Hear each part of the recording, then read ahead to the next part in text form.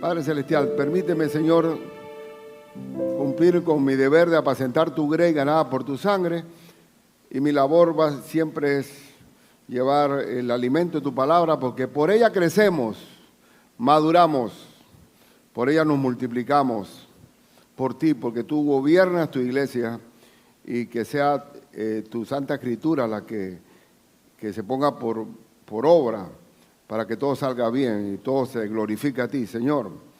En el nombre de nuestro Señor Jesús, acompáñame y guíame, en el nombre de Cristo. Amén.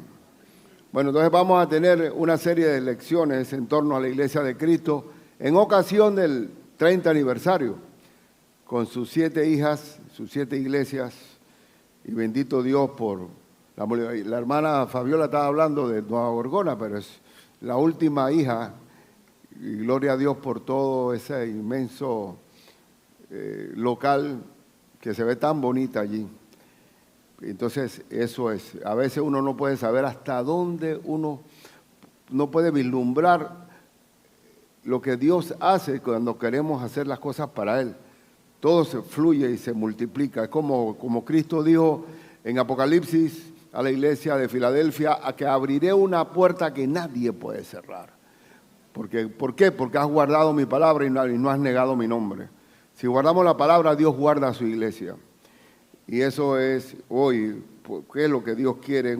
¿Qué es una iglesia saludable para Cristo?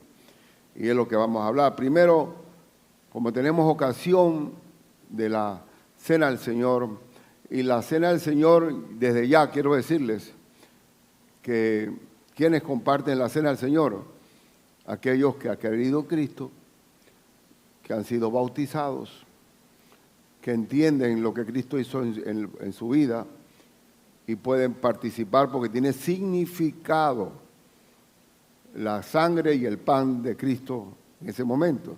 Porque si no hay discernimiento, dice la Escritura que algunos han muerto o están enfermos o debilitados por no discernir la sangre y el cuerpo de Cristo en este momento. No es una cosa banal, requiere convicción.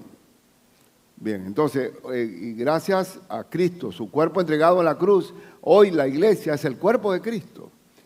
El cuerpo de Cristo que recibe todos los dones y talentos para servirle y glorificarle en esta tierra y para siempre. Primero, la iglesia es un cuerpo unido de creyentes. Toda la Biblia está escrita para los que creen. La Biblia está para los que creen y los que no creen se llaman incrédulos. Cristo estableció la iglesia para seguir sus caminos. Y vamos a ver que en Efesios 4, versículo 3 al 7 dice, solícitos, siempre dispuestos. ¿Solícito qué es? Siempre dispuestos a guardar la unidad del Espíritu. Vamos a guardar la unidad en el vínculo de la paz, sin complicaciones, ni divisiones, ni problemas, ni controversias, en la paz. Y miren ahora que destaquen el hecho de la palabra que se repite, un cuerpo, un solo cuerpo tiene el Señor que es su iglesia, un espíritu. ¿Cuántos espíritus hay? Hay espíritus malignos bastante, pero uno que es con mayúscula es el Espíritu Santo. Como fuiste también llamado a una misma esperanza. ¿Usted espera la venida de Cristo? Yo la espero. La palabra esperanza es que te esperamos que Dios va a instalar su reino para siempre.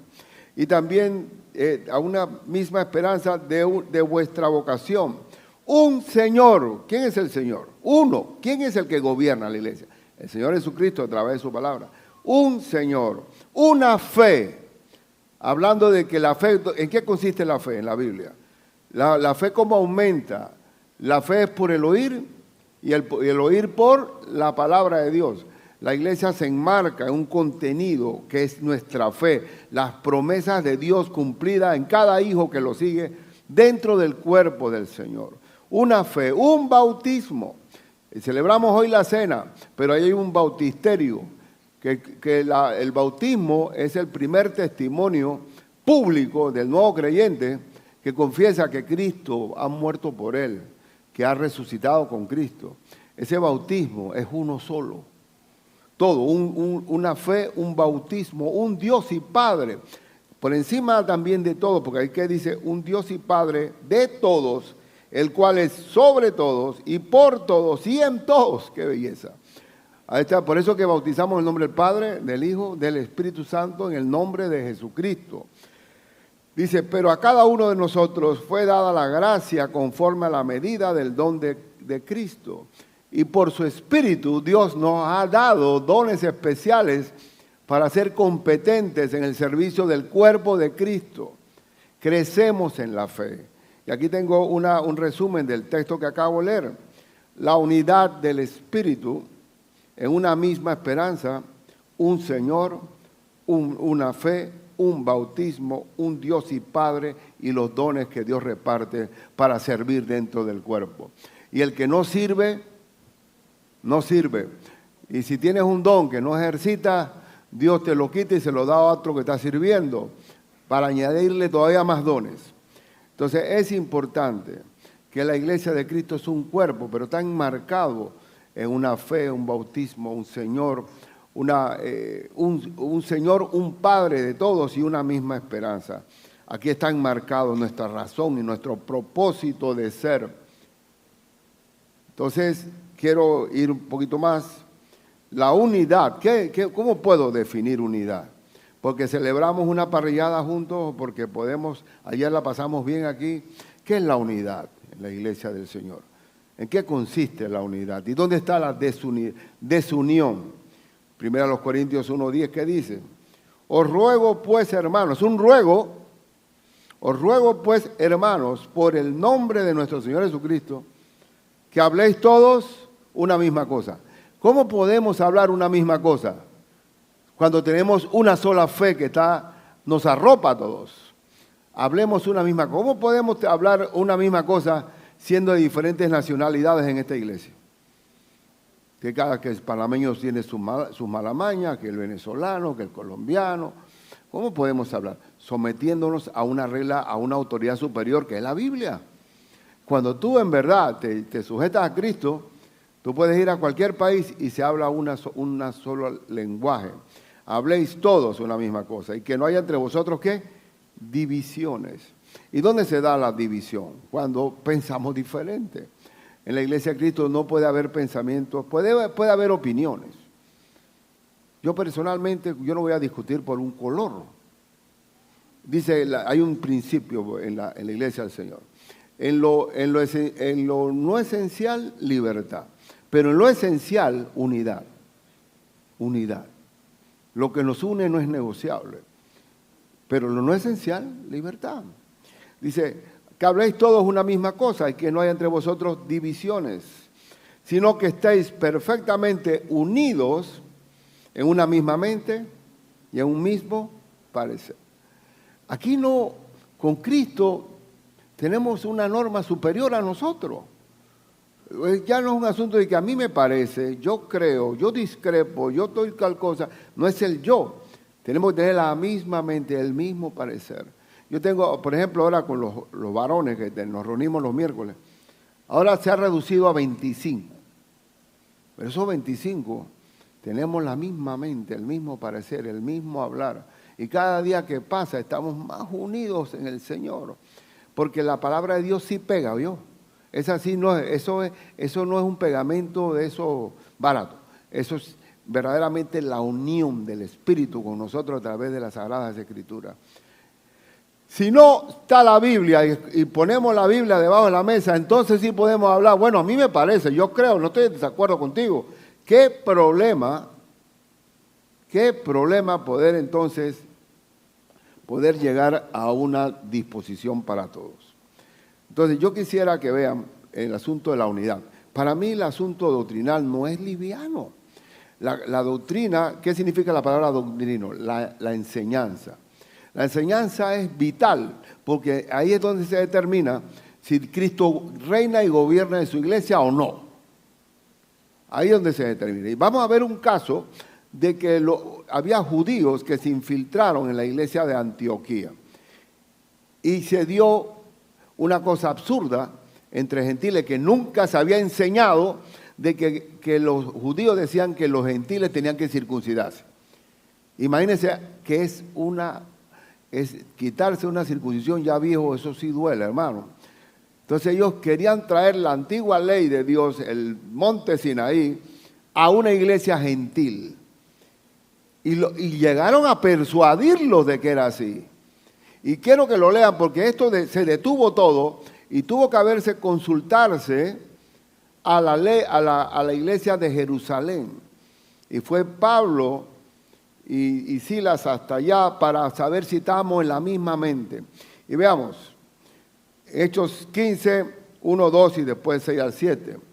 Entonces algunos que venían de Judea enseñaban a los hermanos: si no os circuncidáis conforme al rito de Moisés, no podéis ser salvos. ¡Wow! Eso es radical. O sea que ataban la salvación, no a la salvación de Cristo, le faltaba una circuncisión. Y cada vez que tú le añades una arandela a la salvación, ya hay otro evangelio allí. El evangelio es uno solo, una sola fe, un solo bautismo, un solo Señor. Y entonces dice, bueno, no pueden ser salvos si no hay circuncisión. Entonces dice la Escritura, como Pablo y Bernabé, no era Silas, sino Bernabé, tuvieron una discusión y contienda no pequeña, es decir, si dice no pequeña, que era grande, una discusión, no conversación. Porque cuando no está la Biblia de por medio que no se une, hay discusión.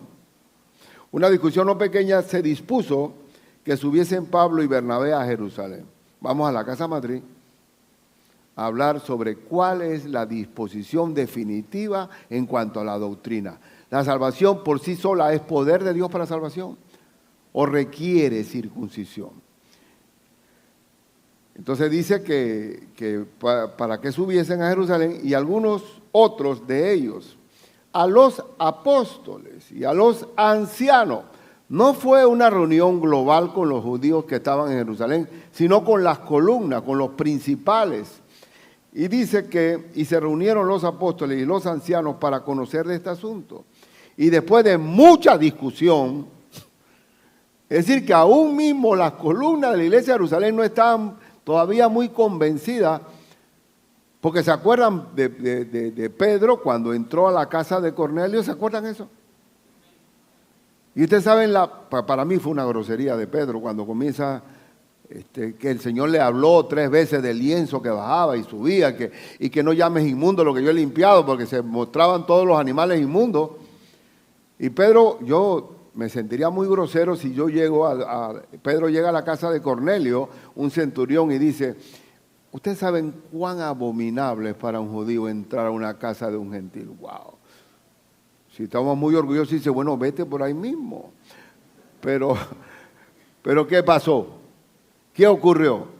Entonces Pedro comenzó a hablarle que el Señor le había dicho que los gentiles, en verdad, en su mente, todavía como judíos, consideraba que la salvación era para los judíos. Y hasta que Dios le habló 3 veces le habló.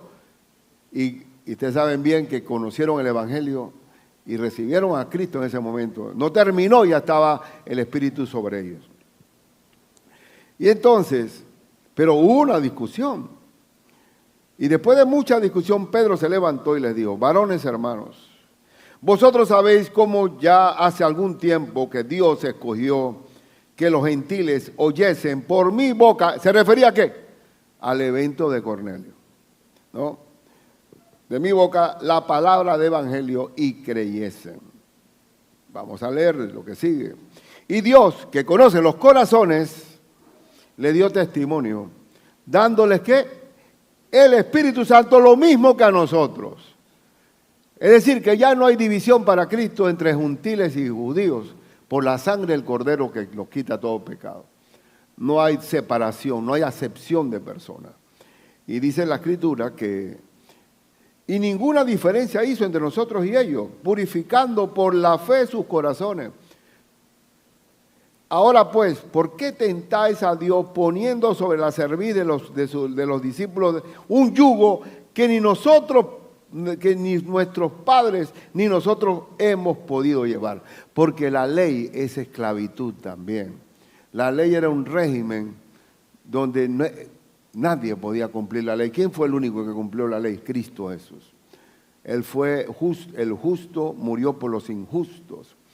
Y entonces la unidad, nuestra unidad se desprende de una fe que emana de la boca de Cristo, de un Señor, y no podemos apartarnos. Y va a haber siempre algún tipo de espionaje, siempre el diablo. El diablo no va a permitir que haya puras ovejas, ¿o no? ¿Qué dice Pablo en Hechos 20? Que después de mi partida entrarán al rebaño, ¿qué? Lobos rapaces que no tendrán piedad del rebaño. Porque el lobo es lobo y la oveja es oveja y cabra es otra cosa también. Entonces, esto ameritaba que si los gentiles ya habían sido persuadidos de que tenían que hacerse la circuncisión, entonces había que aclarar eso ante la cabeza de allá de Jerusalén. Entonces dice, antes creemos que por la gracia del Señor seremos salvos de igual modo que ellos.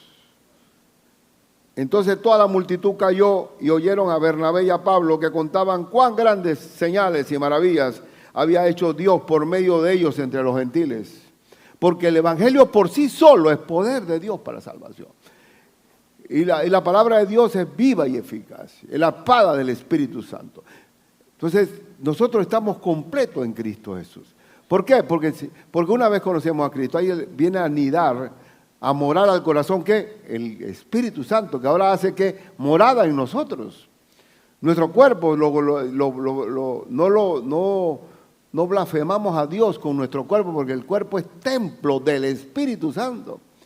Entonces, cuando tú tienes una Biblia, tienes una iglesia sellada por el Espíritu y tienes la palabra de Dios, ¿qué falta? ¿Qué falta? Nada falta. ¿Cuál es la labor entonces de un pastorado sano o de una iglesia sana?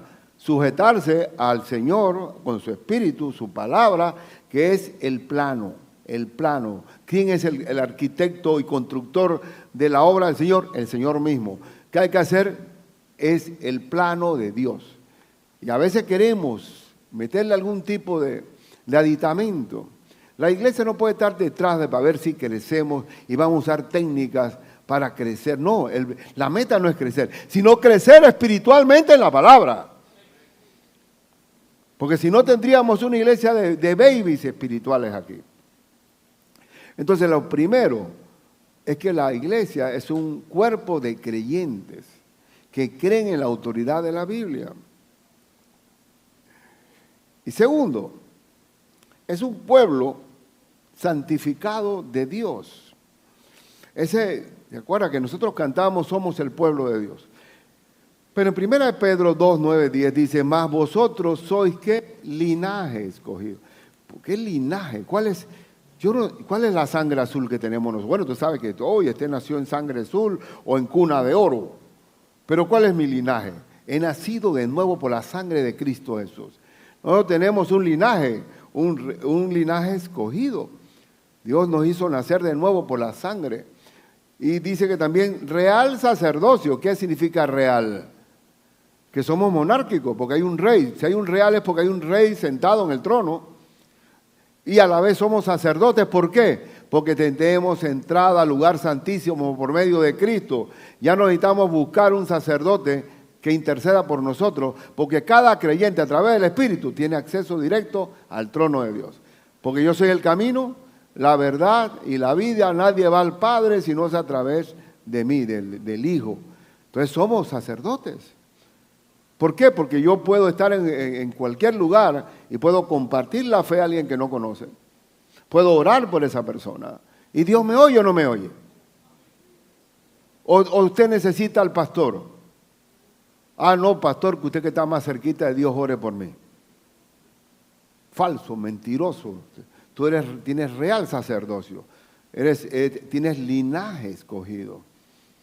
Y hay de los que se meten con uno de mis pequeñitos, mejor será que se ponga una piedra de molino y se arroja al fondo del mar. Somos linaje de Dios, más a todos los que le recibieron, a los que creen en su nombre, Dios le dio la potestad de ser hecho, ¿qué? Hijo de Dios, no somos huérfanos, somos un linaje escogido. Yo prefiero tener el ADN del Señor a través de Cristo que cualquier ADN humano, ¿cierto? No. Entonces, real sacerdocio, nación santa, una nación. La identidad de un pueblo está en la nación, la nacionalidad. Somos ciudadanos del reino de los cielos. Una nación santa. ¿Qué significa santa? Apartada para Dios. Nosotros nos separamos del mundo. No andamos en la corriente del mundo.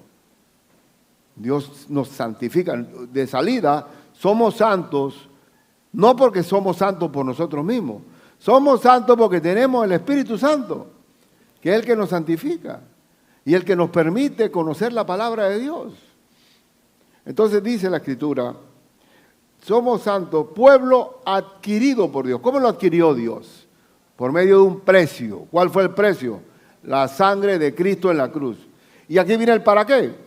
¿Para qué? ¿Para qué es el linaje santo? ¿Para qué el real sacerdocio? ¿Para qué la nación santa? ¿Para qué el pueblo adquirido de Dios? Para que anunciéis. Somos embajadores de Cristo en esta tierra. Para que anunciéis las virtudes de aquel que os llamó de las tinieblas a su luz admirable. Nosotros antes estábamos en tinieblas. Éramos ciegos. No sabíamos ni, andábamos a tientas, siguiendo la corriente del mundo. Pero vino Cristo y nos trajo a su luz. Ahora vemos. Y ahora nos lleva a nosotros también el gran propósito de anunciar las virtudes de aquel. Gloria a Dios por él. ¿Alguien te compartió de Cristo a ti? ¿Fue algún ángel? Fue un hermano, ¿verdad? Ese hermano ejerció la embajada. ¿Usted se acuerda de quién le compartió a Cristo a usted? ¿Lo recuerda, verdad? Gloria a Dios por eso, porque en ese momento ese era un ángel de Dios hablándote. Y nosotros, porque dice la Escritura, que hasta los ángeles quisieran predicar el Evangelio, pero Dios nos ha reservado ese derecho y ese privilegio a su iglesia, a su iglesia. Vosotros que en otro tiempo no erais pueblo, nosotros no éramos pueblo. Yo le pregunto a ustedes, y se lo digo, por ejemplo, hubiera habido una oportunidad que yo hubiera conocido a Leo en la vida. Está difícil. Quizás si Leo era abogado, estaba constreñido, hay un colegio de abogados ahí, es un pedacito de gente. Pero con Cristo, ahora somos el pueblo de Dios. Ahora hay una infinidad de hermanos de diferentes categorías. Aquí podemos hablar gente de diferentes nacionalidades, de diferentes colores, de diferentes escolaridades, pero frente a Cristo somos pueblo de Dios. Antes no éramos pueblo, pero ahora sois ¿qué? Pueblo de Dios.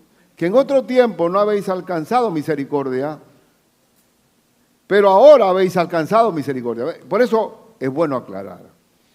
A veces me he encontrado con un hermano que me dice, bueno, es que Dios siempre estuvo conmigo. Siempre, digo, perdona hermano.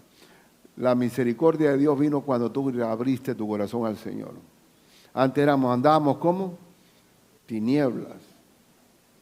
Damos gracias a Dios porque seguíamos como ciegos, exactamente como dice la internet, seguidores. Estaba siguiendo a alguien. Faltaba en qué despeñadero iba a caer, porque dice la Escritura que hay muchos caminos que al hombre le parecen derechos, pero su fin es camino de muerte. Entonces, somos un pueblo santificado de Dios, un pueblo unido.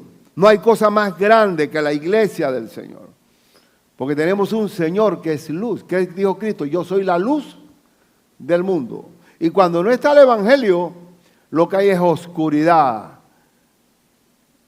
Hay hasta continentes que antes eran cristianos, que ahora han caído en la oscuridad del mundo y se ven cosas bastante ridículas, absurdas y desgraciadas para la humanidad.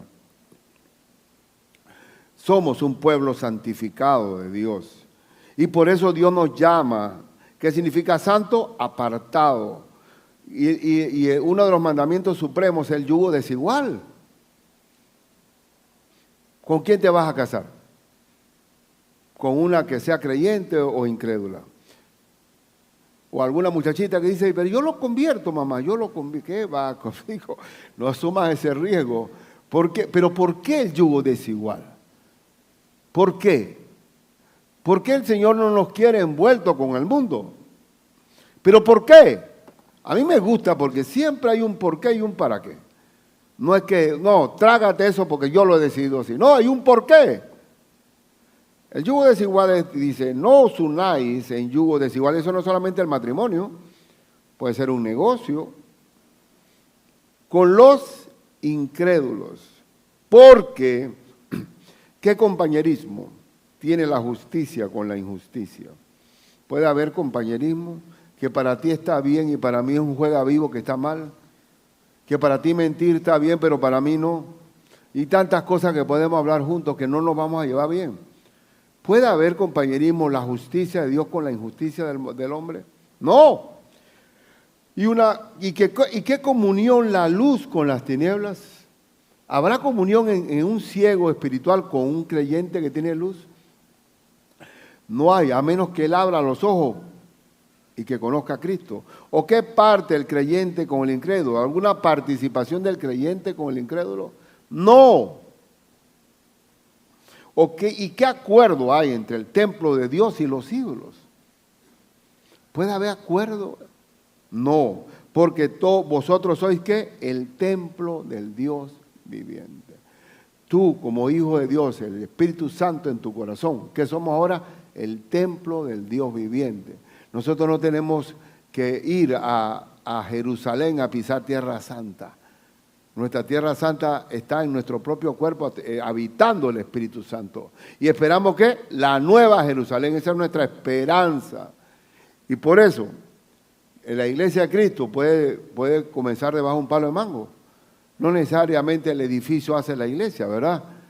Es los miembros de Cristo dentro de esa iglesia. Dice que habitaré y andaré entre ellos y seré su Dios. Ellos serán mi pueblo. Por lo cual salid de en medio de ellos, salid del mundo, salid y apartaos, dice el Señor. Y no toquéis lo inmundo. Y yo os recibiré y seré para vosotros por Padre. Y vosotros me seréis, ¿qué? Hijos e hijas, dice el Señor Todopoderoso. Así que tenemos un Padre, tenemos un espíritu, tenemos un cuerpo. ¿Pero para qué? Para la gloria de Dios, para santificarlo. Somos el pueblo de Dios. Pase lo que pase, siempre estaremos juntos. Y la sangre de Cristo jala más que la sangre humana. Yo tengo más unidad, en cierta forma, con ustedes que con mis propios hermanos. Aunque yo les compartí a Cristo a todos. Y gracias a Dios que papá se fue con el Señor, mi mamá también, mis hermanos recibieron a Cristo. Pero pobrecito, le ha faltado la guía de una iglesia que los hubiera llevado. Pero nosotros tenemos una dirección. Yo no sé si me estoy haciendo explicar, ¿sabes? Estoy haciendo explicar. Tenemos, mira, el arca de Noé, posiblemente no era un arca que tendría un buen olor, porque estaban todos los animales ahí adentro, ¿cierto o no? Pero era el arca de Dios. Esos fueron los salvados de Dios, aunque huelan mal, aunque a veces haya el sudor entre ellos y el estiércol y el excremento y todo, estamos salvados gracias a Cristo Jesús. Porque la iglesia no es de perfectos, sino de perdonados. Y es un proceso en que vamos madurando y hay que soportar a los más chiquitos. Los más chiquitos hay algunos que están tardando en crecer y siempre digo de estos fijos que están aquí, que había uno que no crecía, un par ahí, dale, y ahora todos están igualitos, porque no todos vamos a la misma velocidad. Hay algunos que necesitan una atención 911, urgencia, necesitan cuidados intensivos, tratamiento postoperatorio. Hay algunos hermanos, sí, que tienes que asistirlo entre 5, como el paralítico que lo metieron por el agujero, que era entre 4. ¿Verdad? Entonces hay hermanos que tienes que llevarlos cargados. Y no lo suelte, pero ya después él va caminando solo. Y eso a mí me encanta ver eso, porque a veces quiero ser no podemos ser como Jonás. Esta está bien, esta está mal, este sí está bien, este está mal. Porque como dijo en una de las reflexiones que estaba Ernesto está por ahí, ¿verdad? No estamos para ser jueces, ¿verdad? Porque para Jonás, ¿cómo iba a estar Nínive? Destruida. ¿Cómo que tú vas a perdonar a esos ninivitas? Oye. Y se puso bravo cuando se arrepintieron. Imagínate, ¿qué clase de misionero es ese? Pero hay muchos misioneros. Digo, no. Se mueran toda esa gente. Directo para el infierno. Por eso que a veces los creyentes, mira, ojalá que en esos carnavales, Señor, oye, ¿tú no te acuerdas de dónde saliste tú? Cuidado que eras más festivo que nosotros. Se nos olvida de dónde nos sacó el Señor. No estamos para juzgar, sino para salvar. El Espíritu de Cristo es un espíritu perdonador, no de los juanerjes. ¿Te acuerdas? Que cuando Cristo pasa por Samaria, no le brindan ni un vaso de agua, y los juanerjes dicen, manda fuego del cielo como Elías. Digo, ustedes no saben de qué espíritu somos. Gloria a Dios por el perdón de Cristo, la misericordia. Somos pueblo de Dios por su misericordia. No éramos nada antes. Entonces dice, el yugo desigual no es admisible, pero aquí le tengo esta, no cometa ese error. Enamorado por una cabra, ¿usted cree? Enamorado del amor, ¿ah? Enamorado del amor. ¿Sabes cuántas veces he visto esa historia? Yo lo convierto para abajo. Normalmente la oveja nuestra se vuelve cabra por estar viviendo y ya después la embisten por gusto. El Señor nos llamó a santificarnos, a tener la misma mente, el mismo corazón, la misma fe. ¿Cuál es el primer mandamiento? Amarás al Señor tu Dios con todo tu corazón, con toda tu alma, con toda tu mente, con toda tu fuerza y a tu prójimo como a ti mismo.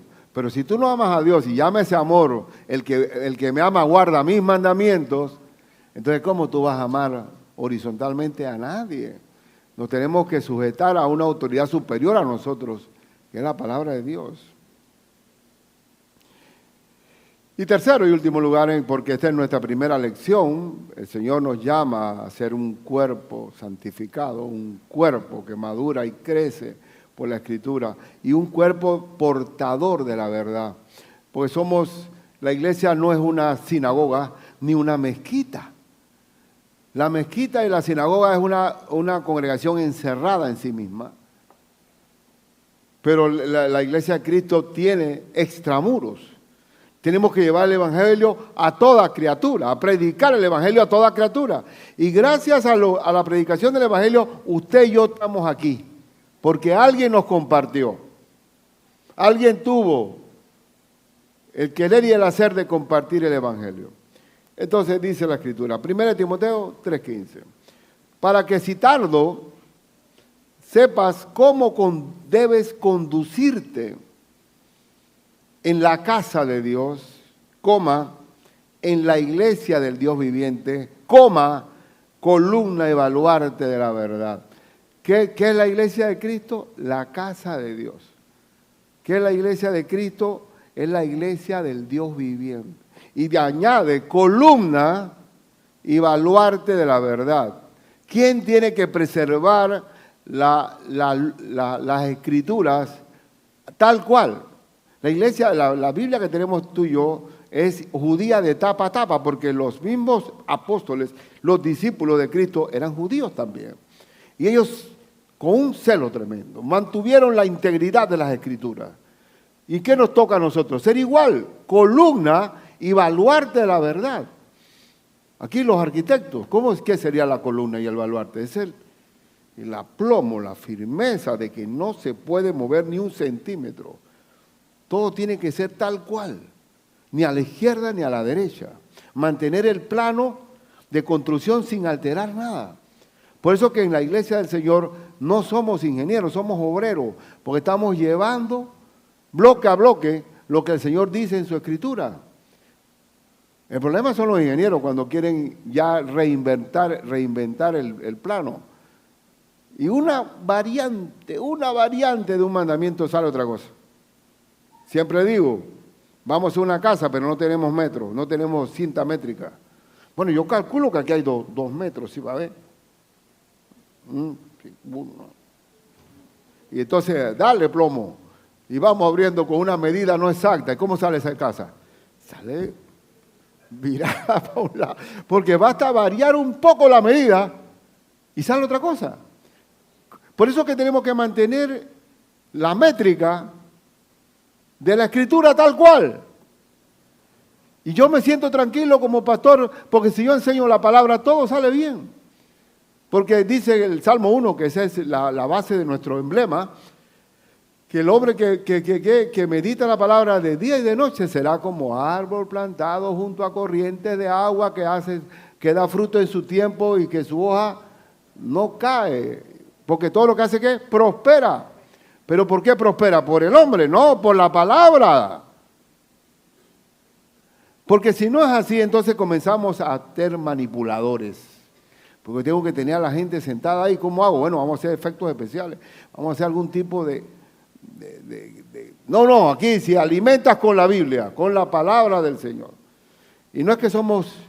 Porque algunos dicen, bueno, pero es que esta iglesia nada más es Biblia para arriba, Biblia para abajo. ¿Pero qué vamos a enseñar entonces? Somos columna y baluarte de la verdad.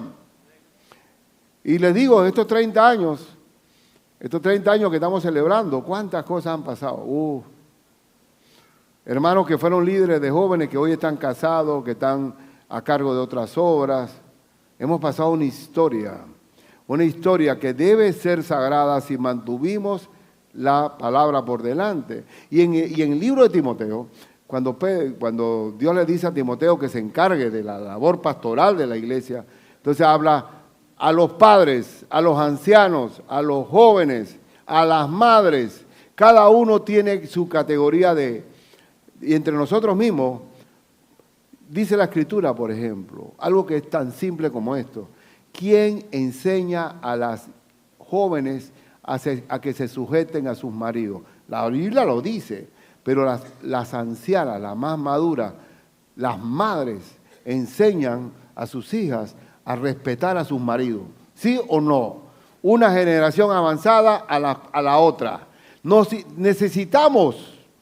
Porque tú tienes que ampararte en la historia de la gente que ha crecido más que tú. Y pararte y llevarte en bruces hacia más arriba. Pero ¿cómo está el mundo? ¿El mundo enseña que hay que respetar a los maridos? No. El mundo de la mamá le dice, la madre sin Cristo, fuera de la iglesia, le dice a las hijas, cuídate, te pela el ojo, ten tu plata aparte. Prepárate, porque esta gente de repente se calienta y se van con otra. Ten cuidado. ¿Y cómo enseñan a las hijas para el matrimonio o para el divorcio? ¿Divorcio? Entonces, ¿quién enseña a las hijas a sujetarse en este mundo de feministas, como estamos viviendo? Que el hombre es un parche pegado, nada más. ¿Quién? Solamente las mayores, en la fe que han tenido. Algo debo de saber yo después de 44 años casado. Algo. Para poder aconsejar, ¿sí o no? Entonces, la iglesia que es columna y baluarte de la verdad. No es negociable. Todo lo que Cristo dice, eso es. Judas, el libro de Judas que está antes de Apocalipsis, dice, amados, por la gran solicitud que tenía de escribiros acerca de nuestra común salvación, me ha sido necesario escribiros exhortándoos que contendáis ardientemente por la fe.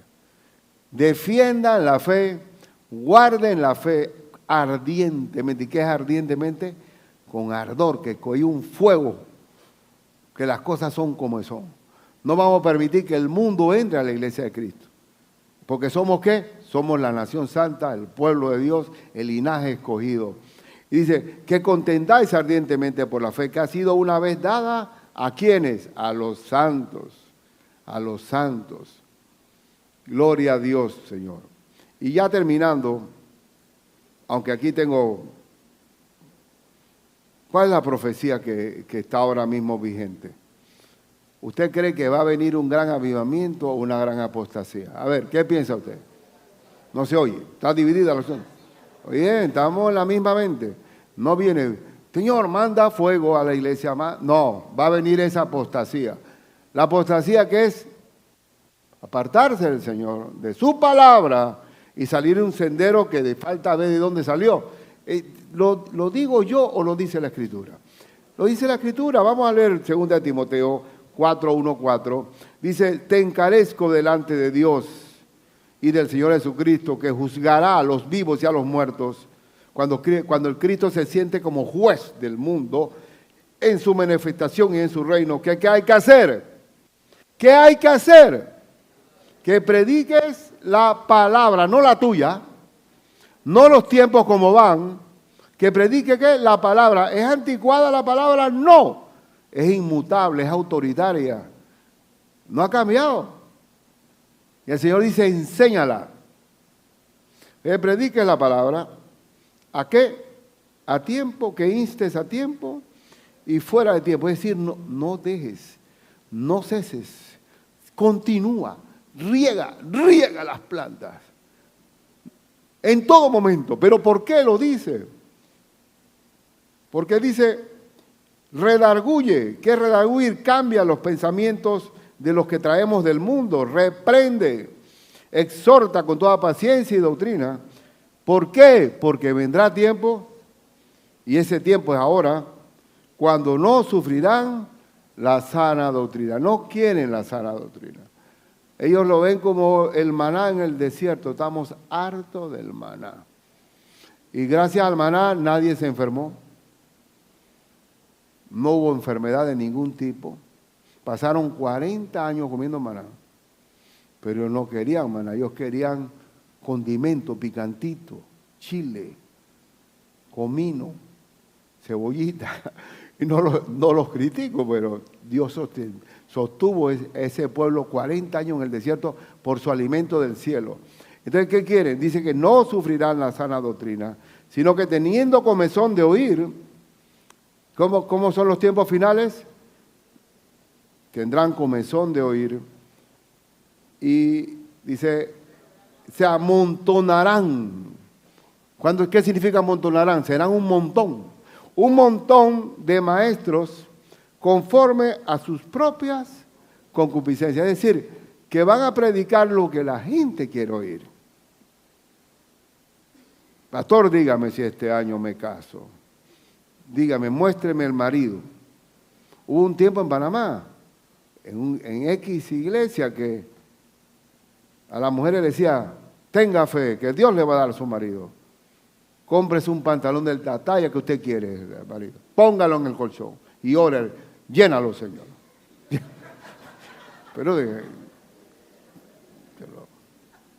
¿Y qué pasó? Se vendió bastante pantalones.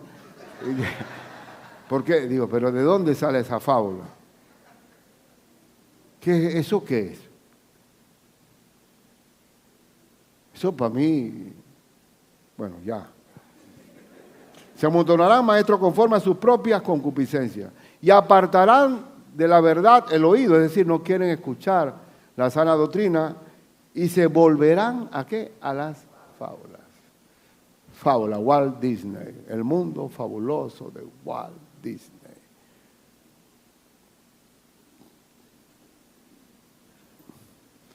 Quiero que me digas, oye, casi es una bruja. Quieren convertirnos, nosotros no estamos llamados. ¿Sabes cuál es la profecía? Que Dios cumple sus promesas en las Escrituras. Cuando tú dices, háblame, Señor, háblame, coge tu Biblia. Ahí están las promesas de Dios. Hermano, parece mentira, pero parece más difícil una iglesia sostenida en la sana doctrina que una iglesia de fábula. Las fábulas. Porque la gente quiere ganar la lotería enseguida. Es como un cubano que me decía, bueno, yo creía antes en esa, digo, yo creo que, pero yo estoy aquí en Miami porque mira, el santo me mandó, tú sabes que el santo para ellos es otra cosa. Es más rápido el poder, más rápido, más rápido. No somos de fábulas. Dios quiere un creyente maduro, que crece, que obedece, que se glorifica. Y solamente a nivel de doctrina general. En estos 30 años mantenemos, no Ricardo, sino lo que la iglesia dice, crecer continuamente en la fe. Hemos crecido más todavía ahora. Hemos tenido que comprar 100 sillas nuevas. Ahora, ¿eso significa que estamos creciendo espiritualmente? No necesariamente. Si no se atiende personalmente a los creyentes, ¿cómo van a crecer? Donde sienta que el ritmo de la iglesia no es tan bueno, voy a probar en otro lado. Pero el punto no está en entretenerte a ti sentado allí, sino en edificarte. La Escritura dice crecer en la fe. Si la palabra de Dios es absoluta, es inmutable, es autoritaria, hay que enseñarla tal cual. Y vamos a leer, y Él mismo constituyó a unos que apóstoles, a otros profetas, a otros evangelistas, a otros pastores y maestros. ¿Con qué propósito? ¿Cuál es el propósito de estos dones dentro de la iglesia? ¿Cuál es el fin? ¿A fin de qué? Perfeccionar, o sea, madurar a los santos para la obra del ministerio, es decir, para ser obreros del ministerio, para que haya un relevo siempre generacional, para la edificación del cuerpo de Cristo. Y quizás a veces la iglesia requiere mucha edificación y crecimiento, porque ya el mundo debe haber cambiado por la influencia de la iglesia. ¿Hasta qué punto hay que ser edificando? ¿Hasta qué punto? Hasta que todos lleguemos a la unidad de la fe. Todos lleguemos a la unidad. No se puede quedar nadie atrás. Y del conocimiento del Hijo de Dios. A un varón perfecto, o sea, maduro, a la medida de la estatura de la plenitud de Cristo. Es decir, la meta es Cristo, no comparándome con otros acá. Cristo es la meta. Cristo es la meta. ¿Y por qué hay que estar en esa continua edificación? Para que ya no seamos, niños fluctuantes. Porque si no hay cimiento, no hay crecimiento, no hay madurez, cualquier viento te lleva como una cometa. Por estratagema de hombres que para engañar emplean con astucia las artimañas del error. Si no estás cimentado, cualquier artimaña de error te lleva. Sino que siguiendo ¿qué? ¿Qué hay que seguir? La verdad. En amor crezcamos en todo, en aquel que es la cabeza, esto es Cristo Jesús. ¿Hay algún misterio en esto? ¿Se entiende eso? Bueno, pero es que eso ya lo sé, quiero algo más, algo que se sienta, algo eléctrico en mi pecho, pero es así. No te gusta el maná, ¿verdad? Quieres condimento, ¿no? Pero es tal cual. Mira, yo vengo de padres educadores. Y para mi mamá no había alumno bruto. Cualquier alumno que se quedaba atrás, ella se la llevaba para la casa y dormía en la casa para equiparar al que se quedaba atrás con los otros. Y al momento de la graduación, todos se graduaban. Y se graduaban y los equiparaban. Eso es tener un corazón de verdad, ¿sí o no, Julio? ¿Ah? Un maestro se mete, no va a dejar el niño atrás. No, este nació bruto. No. Hay algunos que requieren atención, ¿sí o no? Allá vienen también de hogares bien disfuncionales, pobrecitos, o de padres alcohólicos, hasta que todos lleguemos a la estatura del varón perfecto. Y si mi mamá tenía devoción por su maestría, por ser maestra, yo como pastor debo tener el triple de ella. ¿Sí o no? Y Dios me va a juzgar por eso. Y dentro de todo, Cristo, la parte final, ya viene la cena del Señor, enseñándoles que que guarden, dice nuestro Señor, todas las cosas que os he mandado. Ese es tu trabajo, Ricardo. Ese es tu trabajo, maestro de escuela dominical. Ese es tu trabajo, discipulador. Enseñándoles que guarden todas las cosas que os he mandado. Y aquí, yo estoy con vosotros, ¿cuánto tiempo? Todos los días hasta el fin del mundo. ¿Cómo yo garantizo que mi Señor va a estar con nosotros? Si estamos, ¿qué? Enseñando todo lo que Cristo enseñó para que Cristo sea el Señor de la iglesia. Amén.